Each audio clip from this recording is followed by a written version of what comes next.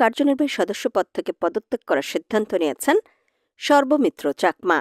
২৬ জানুয়ারি ঢাকা বিশ্ববিদ্যালয় শিক্ষার্থী ২ নামে একটি ফেসবুক গ্রুপ ও নিজের ফেসবুক আইডি থেকে দেওয়া এক পোস্টে নিজেই এই তথ্য জানান তিনি।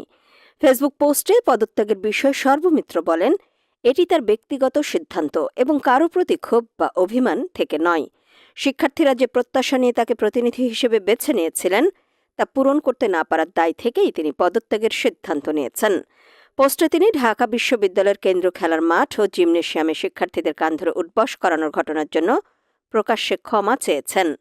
সর্বমিত্র বলেন, বিশ্ববিদ্যালয়ের শারীরিক শিক্ষা কেন্দ্রের মাঠটি শুধুমাত্র শিক্ষার্থীদের জন্য নির্ধারিত হলেও দীর্ঘদিন ধরে বহিরাগতদের অবাধ প্রবেশ গুরুতর নিরাপত্তা ঝুঁকি তৈরি করেছে। এতে নারী শিক্ষার্থীদের হেনস্থা, মোবাইল ও মানিব্যাগ চুরি, সাইকেল চুরির মতো ঘটনাও ঘটেছে বলে উল্লেখ করেন তিনি। আরও অভিযোগ করেন, এ বিষয়ে বারবার প্রশাসনকে জানানো